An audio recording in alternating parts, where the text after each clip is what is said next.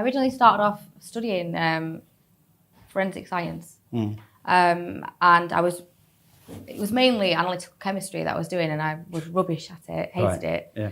And I just thought, what else can I do that's sort of forensic? And I literally Googled something like forensics plus up north, because I was in London at the time, career, and it came up with digital forensics, and I was like, all right, okay, there we go. Yeah.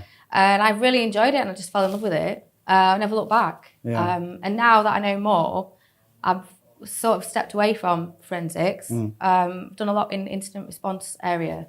And now I like to mix penetration testing and defense and into purple teaming and building new things. And that's kind of my jam now. Was it hard to get into? I mean, No, not at all, no. So I'm not a very academic person at all. So I found the hardest thing for me was going the traditional route. So going to university and trying to sit in a lecture and be dictated to, I really couldn't absorb the information that way. So within like a couple of months, I was putting like CVs out. Can I come and do a free internship for a month or a few weeks or whatever? A company called Zone Fox Yeah, I know them. got in touch, and they gave me like a little summer internship there. And then from there, it just sort of snowballed, and I got headhunted, and I've been in a really fortunate position. I've not really had to strive for a job because of the experience. So I finished my degree, but yeah. Because you work for some pretty significant enterprises. Yeah.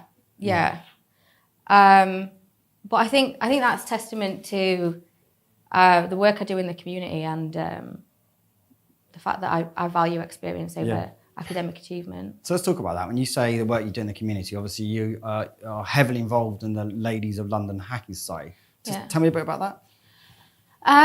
So that came about through frustration. So it's literally what it says on the tin. So it is a hacking society for women in London. We've expanded to Norwich, and we're opening one in Sheffield in January. So that's pretty exciting. Yeah. But basically, it's like a really technical meetup. It attracts loads and loads of women. It gets a lot of support from a lot of men in the community as well. And they just all come together. They do a penetration testing lab that's provided to us by Immersive Labs. I don't know if you know them. Yeah. They're pretty good. Yeah.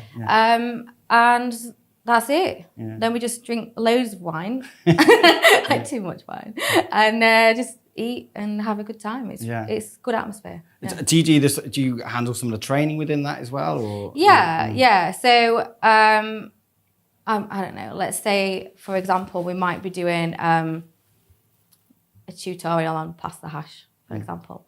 I will do the lab like the night before, go in on the day, plug in on a big screen, and everyone will just literally follow along, and I'll talk through what I'm doing step by step. And then they'll get a general lecture that lasts maybe 20 minutes. Right. Or a little bit longer. And then whichever company hosts us, they get like talk time. So bit of exposure. Yeah. So they get basically a pre-sales meeting in front of 100 or so women that represent. That's 100 or so. It's quite a lot, isn't it? Yeah. I think the least we've got in recent months has been about 40. Yeah. Yeah, and then a couple of months ago we had about 110. Yeah, so it's a lot of people representing a lot of different companies, so it's quite useful. Are you finding that they tend to be enterprise organisations, or are they SMB? What sort of size? Both, really? Yeah. Right. So there are enterprises that aren't interested, and they just hear the word hacking and think we don't want to get involved, and fair enough. Yeah. But then we've had like Microsoft, Facebook, Just Eat that have supported us, and then smaller companies like some small recruitment companies that just kind of want to get in front of people. Yeah. So we don't care who it is if they've got the right attitude and they're happy to have us. Yeah. Trash in their place. I'm joking. So, what do you think we're getting wrong? Why do you think there's so many? Why is security so difficult now?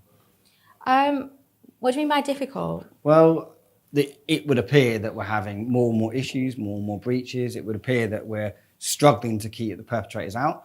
Okay. Why is it so difficult? I think there's a lot of misinformation, a lot of scaremongering. So a lot of tools. A lot of fear selling.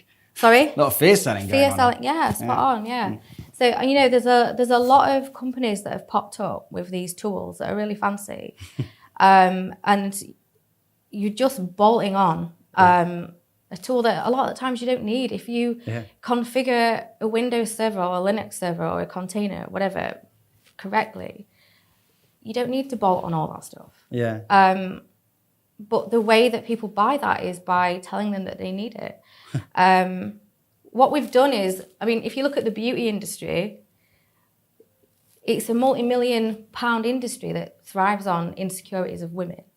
So that's exactly what's happening in cybersecurity. It's a multi-million-pound industry that thrives on the insecurities of C-level members of companies. So, we have to keep drip feeding them